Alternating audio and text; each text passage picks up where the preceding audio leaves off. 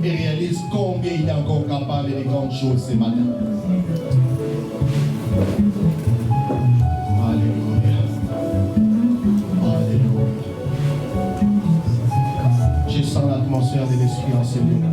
Je sens cette chaleur de la présence de Dieu qui nous dévore ce matin.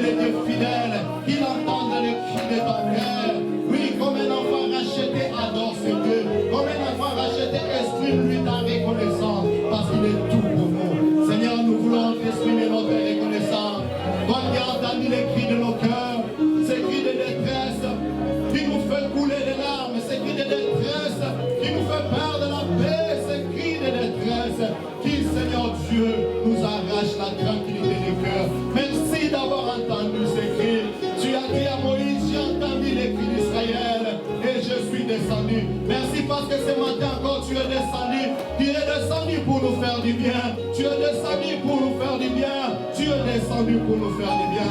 Seigneur, merci. Merci Seigneur. Nous voulons t'exprimer toute notre reconnaissance. Nous voulons t'exprimer toute notre reconnaissance. Nous voulons dire que tout sauf toi. Nous voulons dire que tu es tout pour nous. Nous voulons dire que tu es la raison même de notre existence. Nous voulons nous abandonner à toi Seigneur. Alléluia. Alléluia. Alléluia. Merci Seigneur. Merci Seigneur. Merci Seigneur. Merci Seigneur.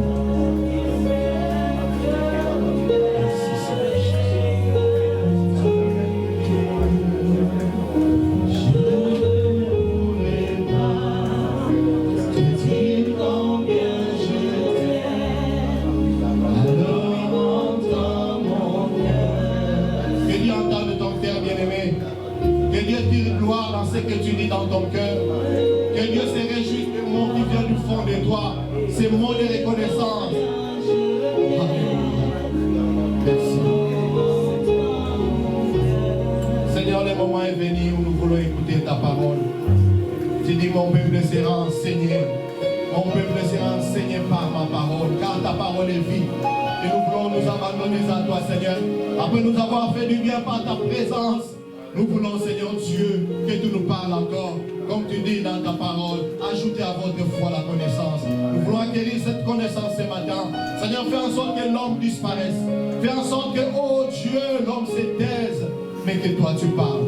Que toi tu te manifestes dans la vie de chacun de nous. Dépose ce que tu as prévu pour nous, pour notre bien. Que ton nom soit glorifié à jamais. Au nom de Jésus-Christ. Nous avons ainsi prié, nous disons Amen. Nous pouvons acclamer pour le Seigneur. Que Dieu soit loué. Merci la chorale pour ces moments bénis, bénis dans la présence de Dieu. Bien-aimés, nous avons cette responsabilité de prier aussi pour notre chorale. Vous savez, toute personne que Dieu met au devant des troupes du peuple de Dieu est sujet à des attaques. Il est sujet, il est cible de l'ennemi.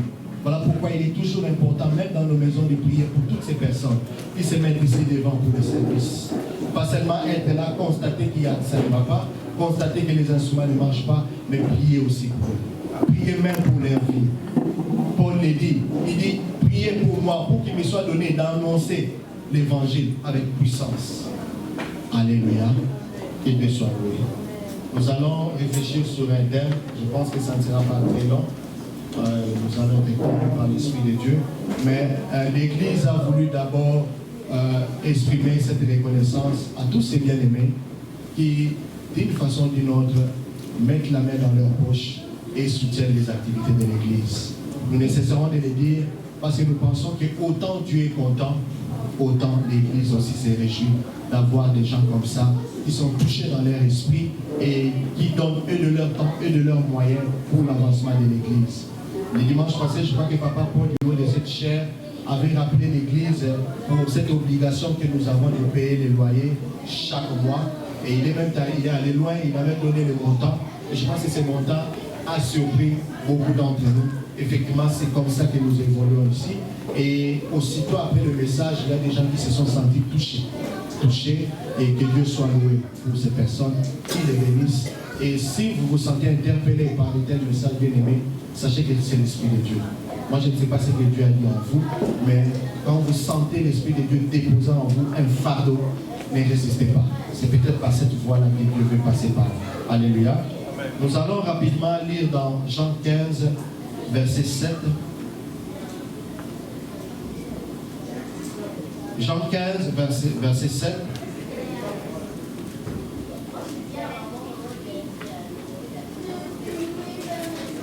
Nous lisons au nom de Jésus-Christ.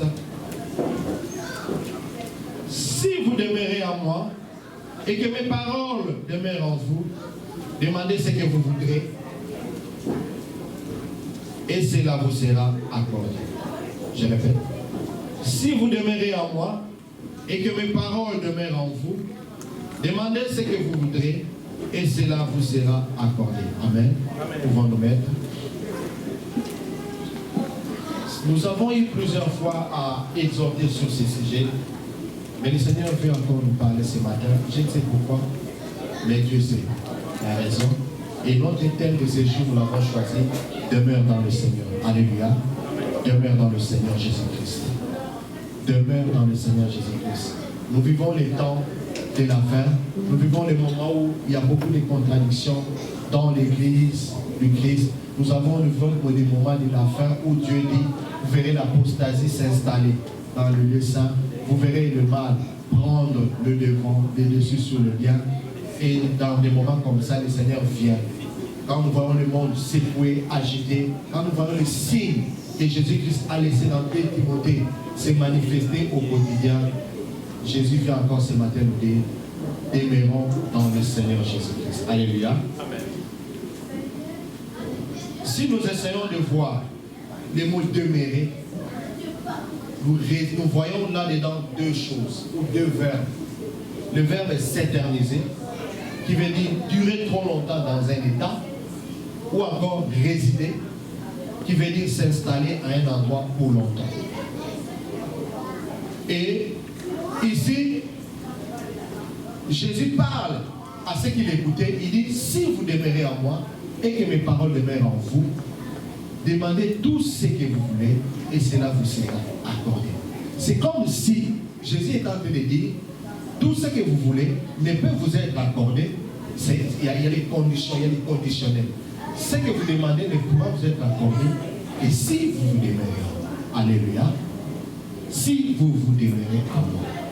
Demeurer dans le Seigneur nous montre ici un caractère permanent. Je pense que ici, il y a des gens qui sont entrés dans ce pays, le Canada, avec un statut de résident permanent. Ou même qui ont acquis ce statut au fil des temps, ici. Cela veut dire que le Canada te reconnaît comme résident ici, pour de bon, à moins qu'il y ait quelque chose qui pousse la loi à te retirer ses droits. Alléluia. Amen. Un résident permanent. Donc, il y a les caractères permanents. Quand Dieu, Jésus-Christ demande de demeurer en lui, il ne veut pas nous voir être en lui aujourd'hui, là. Comme tout à l'heure, là, le Seigneur s'est manifesté, tout le monde s'est senti touché. Et quand tu sors d'ici, tu oublies tout ce qui s'est passé ensemble. Tu reprends ta vie de tous les jours, ta vie de péché. Non. C'est justement le contraire de ça.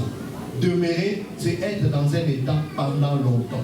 Demeurer, c'est résider dans un état. Si tu as pris la résolution de prendre et d'adopter une nouvelle vie, demeurer, ça veut dire rester dans cette nouvelle vie pour de bon. Pour toujours. Alléluia. Rester dans cette nouvelle vie pour toujours. Et j'aime la chanson qu'on aime chanter ici. Chrétien jusqu'à la mort. Alléluia. Chrétien jusqu'à la mort. Quels que soient les obstacles, quelles que soient les situations, quelle que soit la mort, chrétien jusqu'à la mort. Alléluia.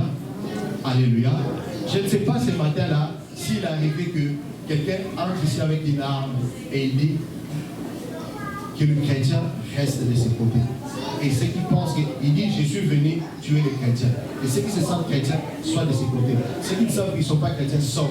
Je ne sais pas combien resteront dans cette salle. Alléluia. Chrétien jusqu'à la mort. Demeurer chrétien. Mais là, il ne s'agit pas seulement de cette mort physique. Il ne s'agit pas de l'exemple que j'ai donné. Mais il s'agit des chrétiens par rapport à tout ce qui peut être comme pression de la vie, comme les désirs de la vie, les désirs de la chair, les désirs du monde auxquels nous sommes confrontés tous les jours. Alléluia. Peut-être que hier soir, tu as eu un coup de fil ou ce matin tu devais être quelque part en train de te réjouir avec les amis, avec quelqu'un d'autre. Je ne sais pas ce que tu devais faire, mais tu as résolu d'être dans la présence de Dieu. C'est ça aussi demeurer dans le Seigneur. Alléluia. Demeurer dans le Seigneur, c'est priver parfois de certaines choses qui peuvent être comme des gains, humainement parlant, pour l'éternel. Pour l'éternel. J'ai béni le Seigneur. Le vendredi, c'est un jour ouvrable, les gens ont travaillé. J'ai vu des ouvriers ici, au pied de l'Éternel, en train de prier, chercher la face de Dieu. C'était vraiment merveilleux. Ceux qui se sont aussi excusés, oui, c'est parce qu'ils étaient travaillés de nuit, mais Dieu veut nous voir dans cet état. Demeurer dans le Seigneur. Alléluia. Demeurer dans le Seigneur. Dieu veut que nous puissions attacher à lui de façon permanente, indépendamment de la situation dans laquelle nous traversons. Indépendamment de la situation dans laquelle nous traversons. Certes, dans la vie d'un homme, il n'y a pas toujours les hauts. La courbe de la vie déjà en soi, c'est une sinusoïde. Une sinusoïde, ça dit c'est des hauts et les bas. Les hauts et les bas. C'est ça la vie d'un homme. C'est impossible de mener une vie en ligne droite pour dire, moi là, c'est de la joie, de la joie. Même si Satan s'éloigne de toi, Dieu lui-même va te faire passer par des épreuves. Vous savez pourquoi? C'est pour affermir notre foi. Alléluia. Quelque part, la Bible dit, autrefois quand vous étiez enfant, vous prenez des lait. Maintenant, vous n'êtes plus enfant. Il faut de la nourriture solide. Alléluia. Amen. Je ne sais pas s'il y a un parent qui a empêché un enfant de prendre le lait. L'enfant, plus il grandit, plus il prend la résolution de manger autre chose que boire le lait. N'est-ce pas? Cela veut dire que plus on grandit, plus on se sent capable d'avoir quelque chose en soi. Et Dieu lui-même, même dans son école, il nous fait passer aussi par des situations comme ça, où nous avons l'impression que Dieu n'est plus là. Où nous nous posons la question pour savoir est-ce que nous avions vraiment fait un mal à Dieu pour subir ce que nous sommes en train de subir. Où nous posons la question est-ce que Dieu nous voit ou il ne nous voit pas. Mais au-delà de tout ça, Dieu nous demande de demeurer en lui. Jésus-Christ dit si vous demeurez en moi. Cela veut dire que nous n'allons jamais espérer de recevoir quelque chose de Dieu. Vraiment, je dis de Dieu, si nous ne demeurons pas dans le Seigneur. C'est pourquoi tout ce qui nous arrive, que nous pouvons qualifier de bénédiction, nous devons d'abord nous poser la question. Est-ce que ça vient d'une motivation spirituelle de Dieu. Est-ce que ça a un soubassement qui est la parole de Dieu? Si ça n'a pas un soubassement qui est la parole de Dieu, ce n'est pas une bénédiction venant de Dieu. Alléluia. Parce qu'on peut être béni et penser qu'on est béni de Dieu. Mais la bénédiction de Dieu, c'est une bénédiction qui a comme soubassement sa parole. Il dit, si vous demeurez en moi, tout ce que vous demanderez, je vous l'accorderai. C'est une conséquence logique. Donc, quand on demeure en Dieu, Dieu t'accorde ce que tu demandes.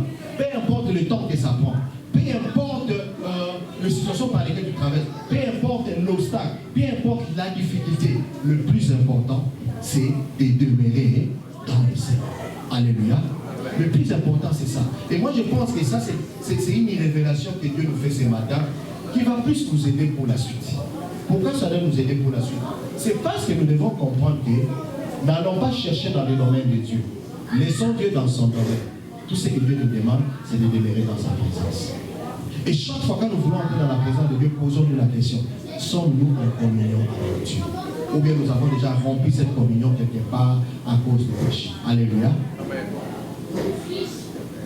Alors nous pouvons nous poser deux questions. La première question, c'est pourquoi nous devons demeurer en Dieu? Pourquoi?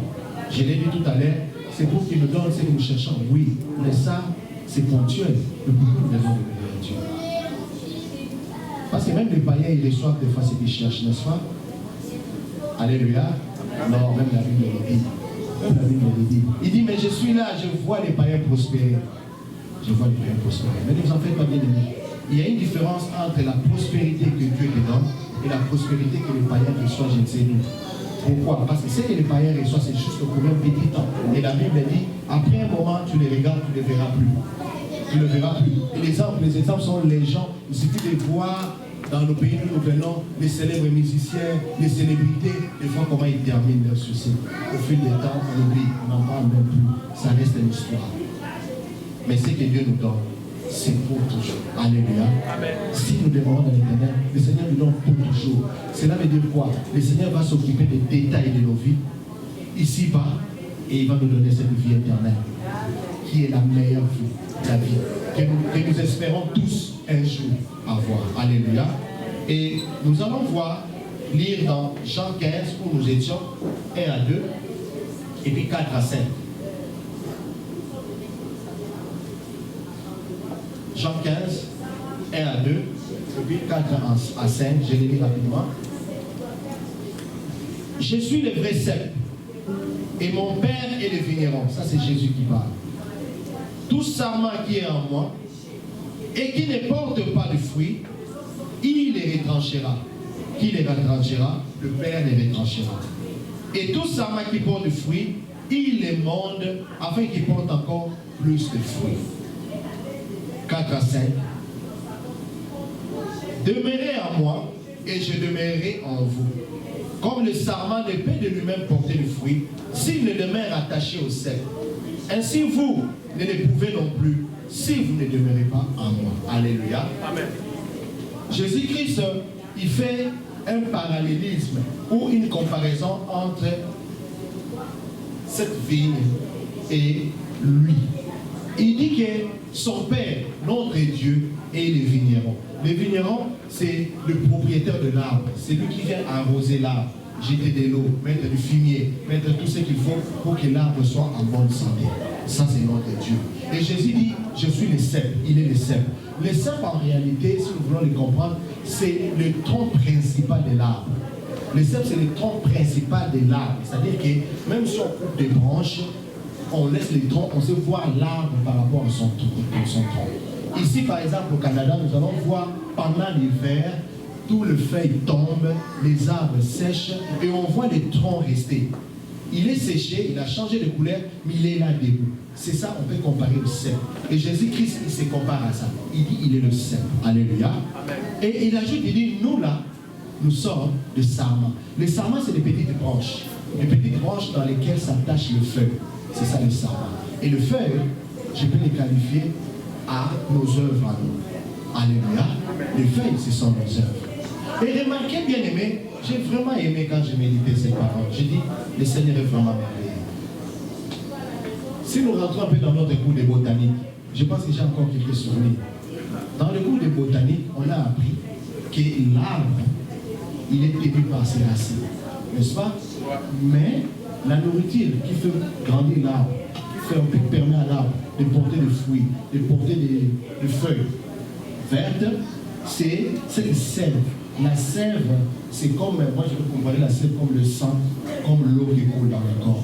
La sève, il part des racines et il monte et il nourrit l'arbre par les troncs jusqu'au sarment et toucher les feuilles. N'est-ce pas? Et donc, de la même façon, Christ était ici, il dit, vous remarquez que la sève, il passe d'abord par le tronc. C'est-à-dire que si les troncs là, ne nourrissent pas les branches, les sarments, le sarment va finir par sécher. Et comment il va sécher? Il va sécher d'abord par sécher les feuilles qui sont au bout, et les petites arbres vont sécher, ils vont tomber. Et c'est comme ça que j'ai toujours remarqué sur le Canada, il y a un programme extraordinaire où vous allez voir les, comment on appelle ça? Comment on appelle les gens qui s'occupent des arbres pour soigner les arbres? Je ne sais pas trop. Mais ils viennent, ils étudient les arbres. Quand ils voient un arbre qui a un problème, ils injectent des produits, ils mettent même des signes sur l'arbre pour signaler ce qu'ils ont fait, ou quand est-ce qu'ils doivent passer. Donc c'est vraiment un suivi qui est fait par rapport aux arbres. Mais naturellement, l'arbre reçoit de ses racines du sous-sol la sève dont il a besoin. Alléluia, la sève dont il a besoin. Et nous voyons ici comment cette sève arrive. Moi je ne sais pas, mais je pense que la sève est encouragée aussi par cette terre fertile dans laquelle se trouve l'arbre. Mais comment la terre devient fertile? Il faut que les vignerons, les propriétaires de l'arbre, nous qui avons ce privilège d'avoir vécu pendant un moment dans des internats, nous voyons des villageois, il vient, il entretient son arbre, il met de l'eau, il prend du fumier, il met à côté, quand il fait très chaud, il s'assure pour arroser l'arbre, ainsi de suite. Tu vois qu'il prend du temps pour entretenir l'arbre. C'est ce que Dieu fait avec nous. Alléluia. Dieu fait avec nous cela par sa parole, mais il a envoyé Jésus-Christ pour que Jésus soit notre soutien. L'arbre, les troncs. Alléluia. Amen. Le cep, il tient le sarment. Bien aimés, nous sommes soutenus par Jésus-Christ. Tout ce que nous sommes là, c'est Jésus-Christ. Il suffit qu'une seule seconde, Jésus nous lâche. C'est fini. C'est comme ça que Jésus dit, le sarment ne peut pas vivre de lui-même. Le sarment ne peut pas résister de lui-même s'il n'est pas attaché à l'arbre. Hier, on était en train de marcher, on faisait quelques pas là, et avec madame, on était en train de parler, juste parler un peu comme ça, au hasard, de la communion. C'est quand même très important quand il y a plusieurs mains qui se donnent les mains d'association. Remarquez même quand nous déménageons. Des fois c'est stressant, c'est compliqué, mais dès que tu as des frères et sœurs autour de toi, tu as des personnes qui viennent t'aider, tu as l'impression que tout devient correct, tout devient tranquille, tout devient calme. Alors on partage avec madame, j'ai dit, c'est vraiment important de vivre la vie de communion, de la communauté, où tu te vois entourer des gens, quand tu as un problème, tu sais avoir tel conseil, tu peux demander à tel de venir t'assister, tout. Et j'ai dit, parce que là j'ai préparé déjà les messages, j'ai dit, c'est vraiment comme ce que Jésus dit, l'arbre, le cep et le sarment. Alléluia. C'est comme le cep et le sarment. C'est-à-dire qu'aujourd'hui là, l'œil ne peut pas dire au pied, il dit non, c'est moi qui vois la route, même pour aller chercher la nourriture, c'est moi là. C'est moi qui suis le plus important. Parce que s'il dit ça, le pied va dire, ok, parce que toi tu es le plus important, moi j'arrête, je ne marcherai plus. Va chercher ta nourriture et viens manger. Je ne sais pas comment l'œil va se déplacer pour aller chercher la nourriture. Et les mains disent, ok, parce que vous pensez que c'est le plus important, moi j'arrête de fonctionner, j'arrête, vous faites ça vous-même. Je ne sais pas comment la personne va se déplacer avec ses pieds pour aller prendre ce qu'il veut prendre avec ses pieds.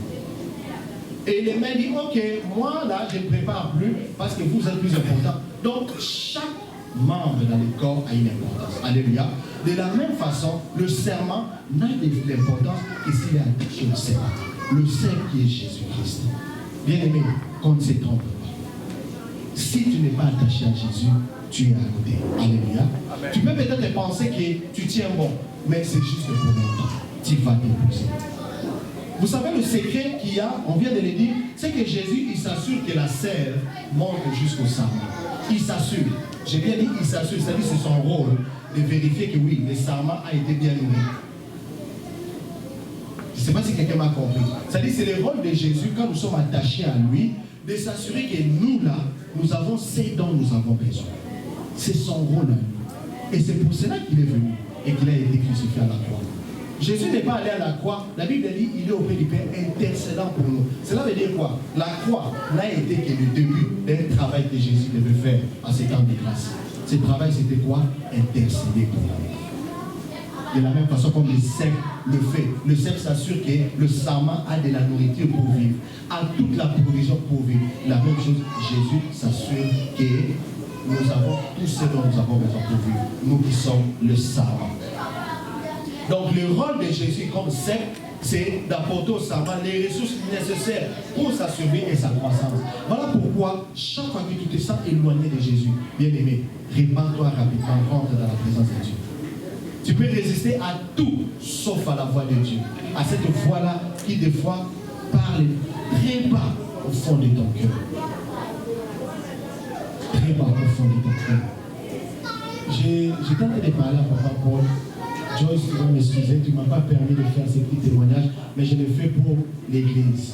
Parce que Dieu nous parle effectivement au fond de nos cœurs.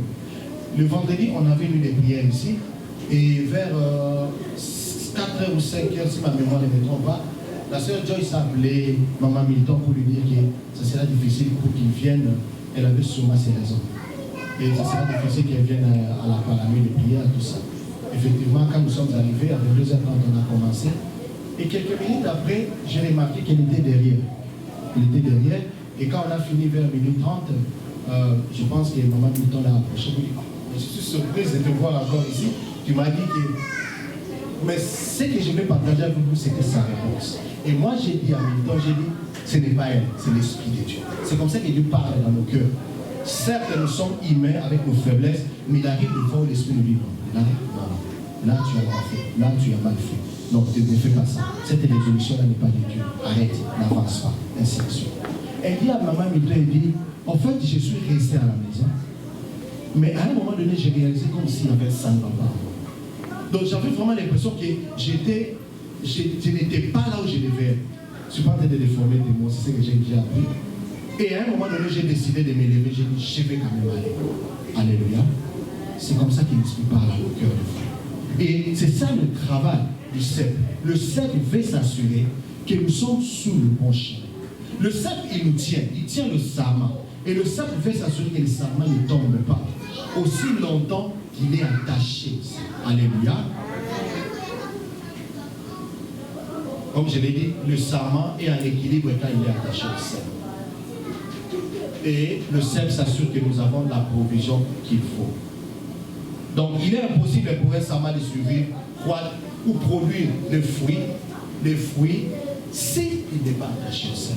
C'est comme ça que Jésus-Christ vient de dire ici, vous n'aurez jamais, vous ne pourrez jamais porter le fruit si vous ne demeurez pas en moi. Alléluia. Autre chose, pour être soutenu et avoir les ressources nécessaires pour croître et pour porter le fruit qui témoigne que nous sommes enfants de Dieu, nous avons vu dans Jean 15:5, nous devons demeurer en Dieu. Et Dieu va demeurer en nous. En fait, qu'est-ce qui se passe? Quand nous prenons la résolution de demeurer en Dieu, c'est-à-dire que nous faisons un pas vers Dieu, Dieu vient habiter en nous. Donc automatiquement, il vient habiter en nous. Nous n'avons pas une démarche à faire. Le plus important pour nous, c'est de nous abandonner entre ses mains. Seigneur, nous voici. Seigneur, conduis-nous. Et comme j'ai dit, le demeurer ici, c'est un caractère permanent. Cela veut dire que chaque moment de ta vie, pose-toi la question, est-ce que tu es toujours dans la pensée de Dieu? Est-ce que tu es toujours dans la volonté de Dieu? Parce que demeurer, c'est aussi respecter ce que Dieu veut, ce qu'il veut dans sa parole. C'est faire sa volonté. C'est ça, demeurer. Il peut faire des slogans, Seigneur, je demeure en toi. Regarde, je suis choriste. Regarde, je suis prédicateur de l'évangile. Regarde, je suis ouvrier. Oui, ça, c'est important. Ça, c'est des œuvres. C'est des œuvres. Mais ce n'est pas ça qui va te faire entrer dans le ciel. Ça, c'est des œuvres qui accompagneront. C'est comme si tu as des gains que tu ajoutes dans ton sac. Et quand tu vas entrer là, tu vas t'en servir un jour. Mais la clé, c'est de demeurer dans l'éternel. La clé, c'est de faire la volonté de l'éternel. C'est comme ça que Dieu dit à un moment, il dit, tu diras, Seigneur, j'ai prêché, j'ai évangélisé, j'ai fait des dons, j'ai fait ceci à ton nom. Et je vous dirai, je ne vous ai jamais vu. Ça veut dire que tu n'as jamais demeuré dans le Seigneur. Tu n'as jamais abandonné ta vie au Seigneur. Tu n'as jamais laissé Dieu conduire tes pensées, conduire tes désirs, conduire ton cœur. Alors, Dieu n'a jamais été maître de ta vie. Comment il va encore se révéler en toi? L'unique façon pour Dieu de se révéler à nous, quand nous n'avons pas encore donné notre vie à lui, c'est d'envoyer ses messagers et d'envoyer son message. Et le message, nous le croisons partout. Partout, nous passons à la télé, partout. Alléluia.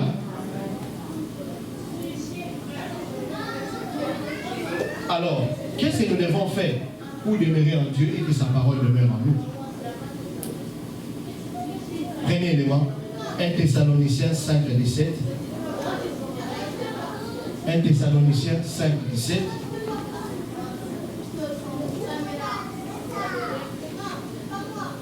Nous lisons au nom de Jésus. C'est le plus court verset de la Bible. Je ne sais pas si c'est le deuxième court, parce que le plus court c'est Jésus plaira. Et ça c'est prier sans cesse. Prier sans cesse. Bien aimé, la prière, on n'en dira jamais assez. C'est la clé du succès. La prière, c'est même la clé pour l'épanouissement d'une vie chrétienne qu'il faut. La prière. Ne lâchez jamais la prière. La prière, vraiment, c'est comme tes munitions. Quand tu vas à la chasse pour chasser le gibier, la prière, c'est tes munitions. Tu ne pourras jamais réussir à attraper un gibier si tu n'as pas tes munitions dans ton sac. Alléluia. La prière et la prière. C'est pourquoi la Bible ne dit pas prier, mais dit prier sans cesse. Prier sans arrêt. Parce qu'on vit dans un monde de problèmes. On vit des réalités, on vit des contradictions, on vit des situations. Des fois même, on peut être dans un projet, mais Dieu n'est pas là. Mais c'est parce que c'est partie de nos impulsions en tant qu'humains. Mais est-ce qu'on a eu le temps de consulter Dieu? Mais comment nous allons consulter Dieu si nous ne sommes pas dans la prière? Alléluia. C'est peut-être en priant qu'à un moment donné, tu dors, tu es un peu fatigué, tu dors, et Dieu vient déposer en toi une pensée. Et tu dis, oh, mais j'ai tenté de prier pour telle situation, mais pourquoi j'ai rêvé ça? Tu cherches le discernement. Et tu comprends directement ce que Dieu veut te dire. Alléluia. Tu comprends directement, tu dis, ah, ça doit être ça, parce qu'il y a eu ça. Et tu reçois le message de l'Éternel. Bien aimé, l'Éternel parle. Notre Dieu parle. Le grand problème, c'est nous. Et quand on demande de prier sans cesse, c'est comme effectivement, nous avons un téléphone, et à chaque moment, nous devons vérifier quelque chose avec notre téléphone. C'est ça. Les rôles de la prière. Alléluia. Un enfant de Dieu, un chrétien, quel que soit ton degré de spiritualité, qui se déconnecte de la prière, il est vraiment débranché. Et en ce moment-là, le diable est capable de faire tout ce qu'il peut faire. Bien aimé, la vie est tenue au bout du doigt. Je vous dis la vérité. Maman Nali Jaïla, nous avons connu un accident sur Grenée. Je vous dis la vérité. À un moment, quand je repense à ça, j'ai dit, c'est comme ça que les gens meurent pour face à aller revoir la famille. On a été percutés et je pense que si Dieu n'était pas avec nous, c'est elle qui serait la première victime.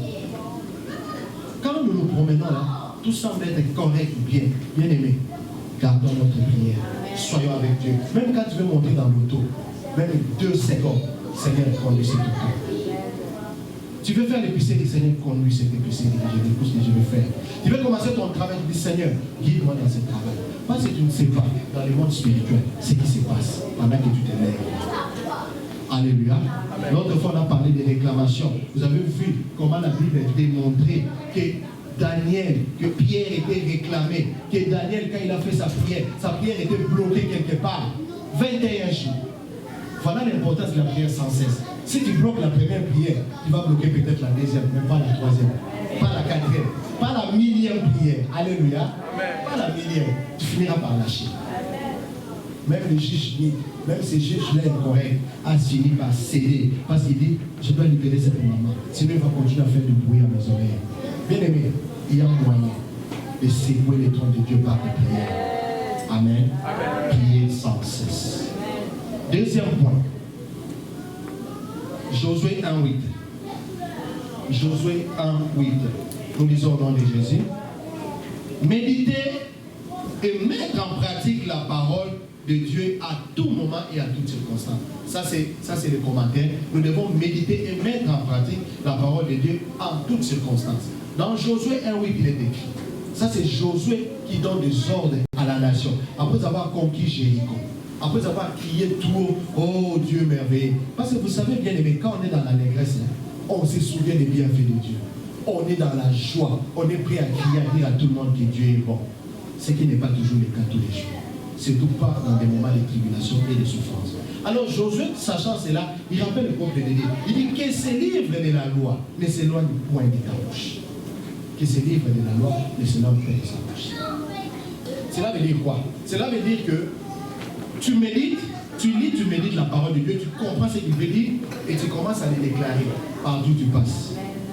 Pas seulement pour toi-même, mais aussi pour les autres. Donc tes phrases deviennent plus des phrases mélangées avec la parole de Dieu. Alléluia. Que ce livre de la loi ne s'éloigne pas de sa bouche. Il n'a pas dit de la tête. Il sait que dans la tête il y en a, mais de ta bouche. Parce qu'il sait que c'est dans la déclaration qu'on s'est fait parfois avoir par le diable. C'est juste dans les déclarations qu'on s'est fait avoir par des diables.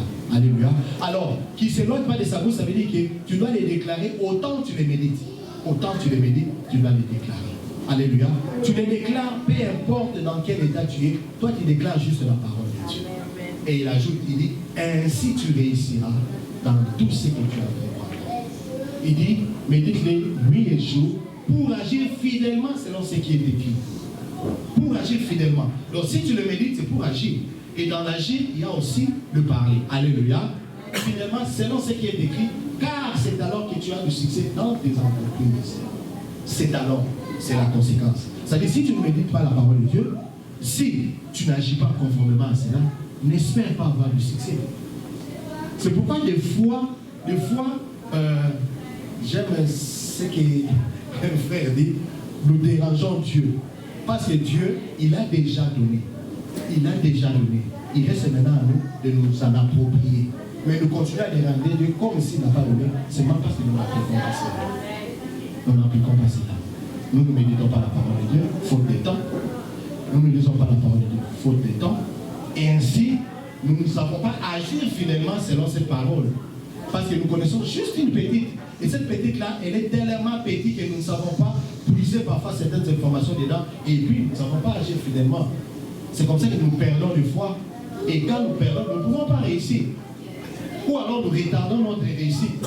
C'est comme ça que l'ange est venu dire à Daniel, il dit, dès les premiers jours que tu as résolu dans ton cœur de t'humilier et de demander à Dieu, le Seigneur t'avait exaucé. Et l'ange est venu avec la bénédiction pour te les laisser comme ça. Il a été bloqué par les rois des Perses. Il a été bloqué pendant 21 jours. Le roi des Perses, ça peut aujourd'hui symboliser les combats qui se passent dans le monde spirituel pendant que nous prions. Alléluia. Voilà l'importance de la prière sans cesse. Voilà l'importance de méditer par ta parole. Bien aimé, tu peux commencer une prière pendant 15 minutes. Tu rappelles à Dieu ses promesses dans sa parole. 15 minutes, tu ne fais que ça. Seigneur, tu as dit dans ta parole. Seigneur, tu as dit dans ta parole. Seigneur, il est écrit. Seigneur, il est écrit. Et vous savez, des prières comme ça, ça nourrit même ta foi. Ça nourrit ta foi. C'est-à-dire que pendant que tu pries, tu alimentes ta foi et quand tu feras Amen, tu vas t'élever fort. Parce que tu as déjà rappelé à ton âme ce que dit la parole de Dieu. Alléluia. Troisième point.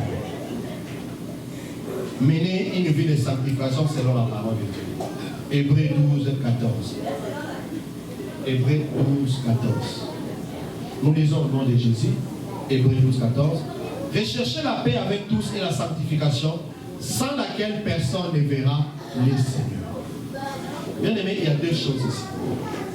Peut-être toi tu recherches la sanctification, mais la paix avec tous, tu ne recherches pas. Tu es quelqu'un qui a toujours des problèmes avec les gens. Tu as quelqu'un qui est une occasion d'échec pour les autres. Ça, c'est déjà un problème. Recherche la paix avec tous. C'est-à-dire que si Dieu te convainc d'arranger avec une soeur, avec un frère, avec ton mari, avec ton épouse, de quelque chose, avec ton enfant, de quelque chose, prends le courage de le faire. Parce que ta bénédiction passe aussi par là. Alléluia. Il dit rechercher la paix avec tous.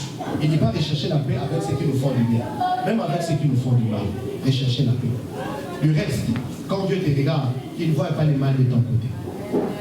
Si quelqu'un m'a fait du mal et que je vais vers lui pour lui montrer que je lui pardonne et que je le rencontre et que lui refuse de me pardonner, c'est son problème. À ce moment-là, comme on dit, les braises chaudes, c'est sous sa tête. Ce n'est plus mon problème. Moi, Dieu fait ma part. Mais la sanctification passe aussi par le fait de réparer tout ce qu'on a fait avec du mal avec les hommes. C'est ça même la vraie sanctification. Alléluia. Et des fois, peut-être, on n'arrive pas à maintenir la sanctification parce qu'on ne veille pas sur notre conduite par rapport aux autres. Est-ce que nous sommes l'occasion d'échec pour les autres? Alléluia. Certes, il arrive des moments où nous prenons l'autorité en tant qu'enfant de Dieu et nous parlons comme enfants de Dieu. Ça, c'est vrai. Ça, c'est vrai. C'est ce qu'on appelle la colère sainte. Je ne sais pas si elle existe. Si ce n'est pas qu'elle existe, la Bible ne dit pas. Mais la colère sainte, c'est cette colère-là qui a comme motivation les choses de Dieu. Hein? C'est ça. Mais pas cette colère là où je sens en moi la méchanceté monter, de faire le mal. Non, c'est pas ça. Alléluia. Alors que Dieu nous sait. La Bible dit rechercher la paix avec tous et la sanctification. Donc il y a ces deux choses-là. Et il y a ces deux choses-là. Il y a ces deux choses-là. Il y a ces deux choses. Et la Bible ajoute, si tu n'es pas dans ces deux-là, tu ne verras pas Dieu. Tu ne verras pas Dieu. Alléluia. Donc, non seulement que tu ne verras pas Dieu, mais n'espère pas que Dieu va se manifester dans ta vie. Peut-être qu'il va se manifester par amour, mais ça ne sera pas de la façon dont Dieu veut se manifester en toi. Alléluia. Amen. Ça ne sera pas de cette façon-là. Dernier point. Continuez à servir Dieu avec zèle et détermination. Bien aimé, on n'en dira jamais assez. Il n'y a pas un secret dans la Bible comme servir Dieu.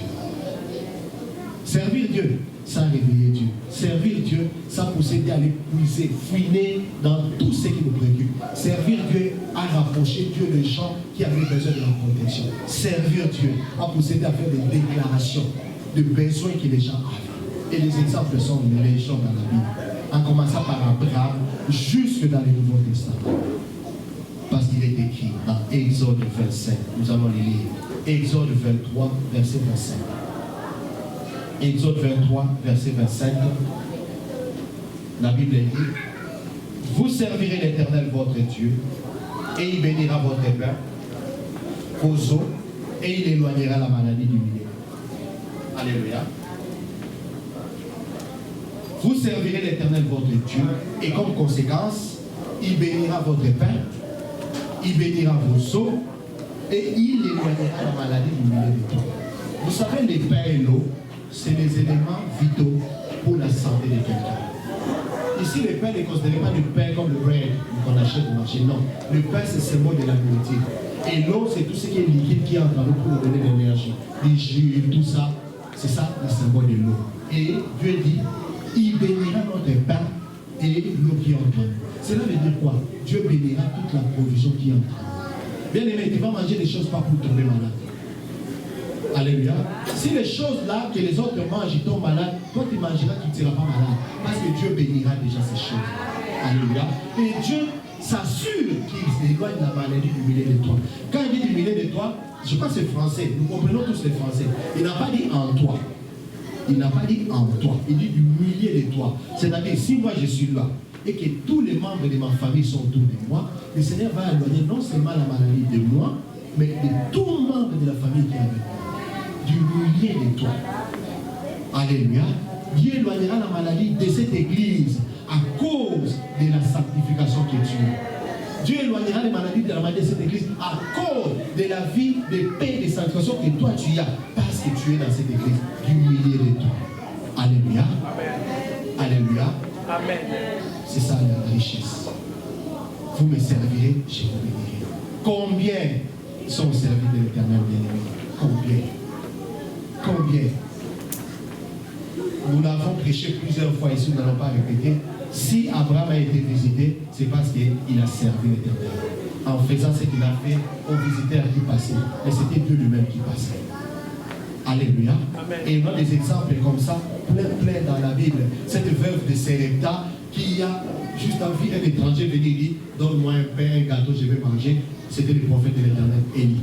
Lui, il a dit, il me reste juste un peu, puis nous mourrons. Il a même conclu, parce qu'il savait qu'après avoir mangé, ça sera l'étape de la faim, et ils vont finir par mourir de faim. Et les veuves, il y a la sécheresse, elle est avec un seul enfant, elle est démunie. Alléluia. Mais il a fait tout ce qu'il avait. Tout ce qu'il avait, il a fait pour le prophète. Et après, la Bible dit, la farine et l'huile n'a plus manqué dans sa maison. Bien aimé, tu peux t'attirer les faveurs de Dieu en servant l'Éternel. Serviteur de l'Éternel. Alléluia. Tu peux t'attirer les faveurs de Dieu. Voilà pourquoi nous devons servir Dieu. En fait, je voulais seulement dire que chercher à servir Dieu doit être même notre souci primordial. Primordial. C'est-à-dire que quand tu n'es pas là en train de servir l'Éternel, tu vas te sentir mal à l'aise. C'est-à-dire que tu n'es pas là où tu devais être. Il y a des raisons valables. Tu peux avoir des raisons valables. Le travail, le service, un empêchement de santé. Mais le plus important, que ce soit quelque chose qui brille en toi. Alléluia. Amen. Que ce soit quelque chose qui brille en toi. Ici, dans cette église, on a des gens qui viennent de très loin. il brille le carburant des kilomètres et des kilomètres pour venir. Bien aimé, Dieu voit. Et Dieu sait. Et Dieu connaît. Ce que je sais aussi, c'est que Dieu n'est débiteur des personnes. Dieu n'est débiteur des personnes. C'est pour dire quoi? Dieu ne reste jamais avec la dette de quelqu'un. D'ailleurs, quelque part, il dit que c'est lui-là qui lui a emprunté et que lui n'a pas payé. Lève les doigts, qui s'approche, qui discute avec Dieu. Alléluia. Amen. Il est le rémunérateur de tout ce qu'il cherche. Le plus important, c'est de ne pas de se faire, de se donner des raisons. Le plus important, c'est de s'abandonner dans ses pas. Bien aimé, vous pensez que quand les gens passent des nuits ici à prier, quand les gens viennent faire des répétitions ici, ils n'ont rien à faire. Ils ont à faire. Des fois, c'est vraiment le marathon, on court derrière le temps, mais on le fait parce qu'il faut le faire. Alléluia. Amen. Parce qu'il n'y a personne qui va le faire si on ne le fait pas. Et surtout, le plus dangereux, c'est que Dieu aille chercher quelqu'un d'autre de le faire. C'est qu'il pensait que nous allions le faire. Le plus dangereux. Pierre pose la question à Jésus. Sans crainte, j'aime Pierre. Il était courageux dans tout, même dans les positifs, même dans les négatifs. C'est vraiment intéressant d'avoir un homme comme ça. Pierre dit, Seigneur, nous avons tout abandonné pour te suivre. Un grand pécheur que j'étais, célèbre, et j'ai gagné bien ma vie là-bas. Mais qu'est-ce que nous aurons en retour? Alléluia. Vous connaissez la réponse. Que Dieu nous aide, bien aimés. Que Dieu nous aide. Est-ce que ce matin, nous pouvons comprendre que nous devons demeurer en Christ? Pour conclure, mes bien-aimés, il y a deux questions qui se posent à nous ce matin. Je ne sais pas quelle est ta situation. Je ne sais pas pourquoi tu es dans cet état. Je ne sais pas ce que tu attends de Dieu. Et je ne sais même pas ce que Dieu t'a déjà dit. Peut-être qu'il t'a parlé par la voix de ses serviteurs. Peut-être même par des songes. Il t'a montré des choses que tu ne comprends pas, mais que tu as fini par comprendre. Parce que Dieu veut que tu comprennes. Mais jusque-là, tu luttes avec Dieu. Jusque-là, tu luttes avec Dieu. Parce qu'il t'a demandé de faire quelque chose. Il t'a demandé de le servir, mais tu luttes encore. Il t'a demandé de venir à lui, de t'abandonner. Et tu trouves que si tu t'abandonnes à lui, tu vas perdre l'essentiel de ta vie. Non, bien aimé. Au contraire. Au contraire. Au contraire, tu ne vas pas perdre. Essaye ce Dieu-là et tu comprendras de quoi il est capable. Alléluia. Si tu demeures en moi et que mes paroles demeurent en vous, demandez tout ce que vous voulez et il vous sera accordé. Ce matin, nous allons prier. C'est soit tu prends la résolution de demeurer dans le Seigneur, de t'abandonner, de te laisser conduire par lui, et vraiment conduire par lui de façon permanente. Pas seulement à cause de cette prédication, pas seulement parce qu'on est dans cette salle, mais de façon permanente. Tu prends la résolution, tu prends la décision. Ou soit tu es déjà dans le Seigneur, tu demeures dans le Seigneur, mais à un moment donné, tu as l'impression, tu es en train de temps en temps de te déconnecter, et tu as besoin de la force qui vient de lui pour demeurer fort et ferme dans ton engagement. Tu vas demander la force à Dieu. Chacun va prier, si nous pouvons nous lever, si cela ne nous dérange pas. Chacun va prier selon ce qu'il a entendu et selon sa situation. Du reste, le Seigneur ne lâche pas. Le Seigneur est là. Le Seigneur est là. Et ce qu'il a promis, il va le réaliser. Et ce qu'il nous a demandé de faire, il peut le faire même par d'autres. Mais l'idéal serait que nous le fassions nous. Parce que cette bénédiction est pour nous. Cette bénédiction a été envoyée pour nous. Dans quel état nous sommes ce matin, bien-aimés? Sommes-nous seulement des gens qui parlent de Dieu par nos bouches, mais nos cœurs ne ressentent aucun sentiment venant de Dieu. Nos cœurs ne ressentent aucune reproche venant du Saint-Esprit. Si tel est le cas, demandons à Saint-Esprit de nous aider à être réellement des personnes spirituelles, capables d'écouter la voix de l'Esprit, afin de demeurer dans le Seigneur. Et nous avons compris que demeurer dans le Seigneur exige ces 5 points que nous avons cités ici. Que Dieu nous aide à prier sans cesse. Que Dieu nous aide à vivre la vie de paix avec tous ceux de la sanctification. Que Dieu nous aide à non seulement à prier sans cesse, mais aussi à marcher, à mettre en pratique sa parole en tout moment. Et surtout, le servir avec zèle. Le servir avec zèle et détermination. Peu importe le moment, peu importe les opportunités de la vie, à le servir. Alléluia. Pendant que la chorale chante, nous allons prier. Prie ton Dieu, bien-aimé, par rapport à ce qu'il a dit déposé dans ton cœur. Je ne sais pas quoi, mais toi tu sais. Et l'Esprit t'aide déjà à comprendre cela, Alors prie Dieu, prie pour ta famille, pour chaque membre de ta famille. Peut-être que toi tu as compris ces choses, mais il y a encore des gens dans ta famille qui ne les ont pas compris. Prie pour eux, que le Seigneur se révèle encore dans leur vie, qu'ils demeurent dans le Seigneur et que les paroles